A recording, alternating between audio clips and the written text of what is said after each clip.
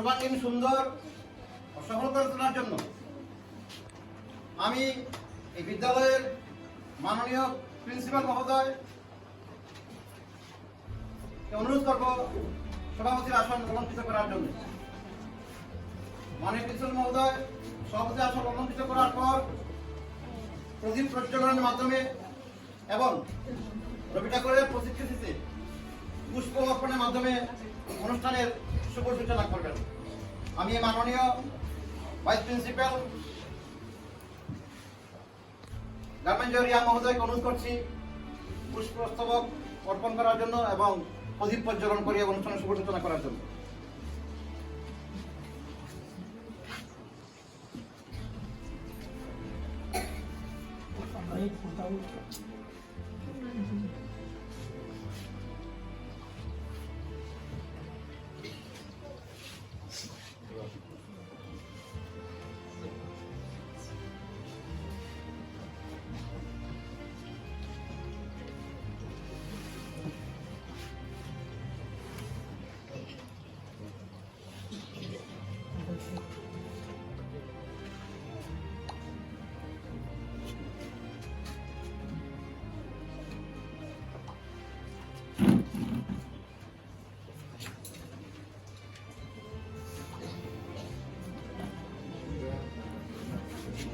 Stand আছে না? Stand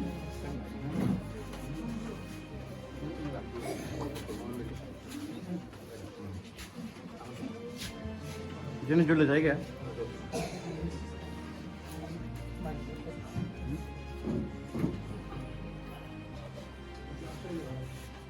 এবারে বিদ্যালয়ের অন্যান্য শিক্ষক শিক্ষিকাদের অনুরোধ করছি রবি ঠাকুরের প্রতিকৃতিতে পুষ্প অর্পণ করার জন্য।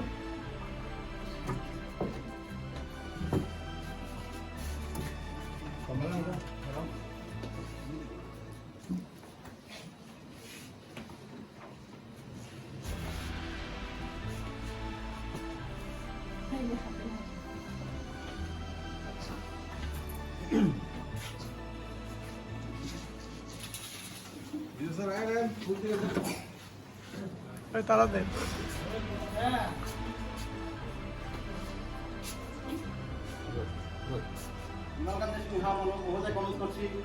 আজকের অনুষ্ঠান তাৎপর্যের উপর সংক্ষিপ্ত আলোচনা করার জন্য। 25শে বৈশাখ রবীন্দ্রনাথ ঠাকুরের জন্মজয়ন্তী। প্রতি বছর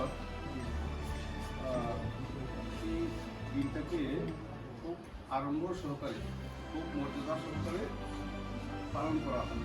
আমরা যখন স্কুলে পড়তাম আমরা দেখতাম 25শে বৈশাখ রবীন্দ্র জন্মজয়ন্তী পালন করার পর স্কুল বন্ধ হয়ে যেত।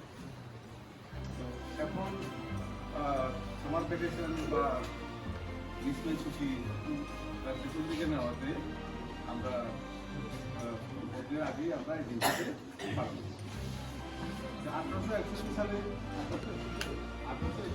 রবীন্দ্রনাথ ঠাকুর জন্মগ্রহণ করেন কলকাতার বিখ্যাত রবীন্দ্রনাথ ঠাকুর পরিবার।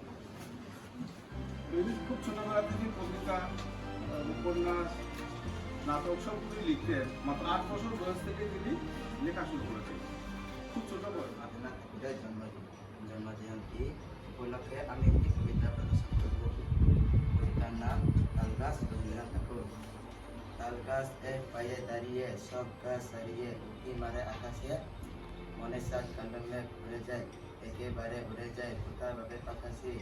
ঠিক তার মাথাতে গোল গোল পাতাতে ইচ্ছাটি মিলে তার মনের সাথ কলমে ঘুরে যায় মনে মনে আকাশেতে বেরিয়ে তারাতে এড়িয়ে সব কীর্তি বিবরণ হে কবিগুরু রবীন্দ্রনাথ ঠাকুরের। নমস্কার। মাস্টার হোগা অরুণ কান্তি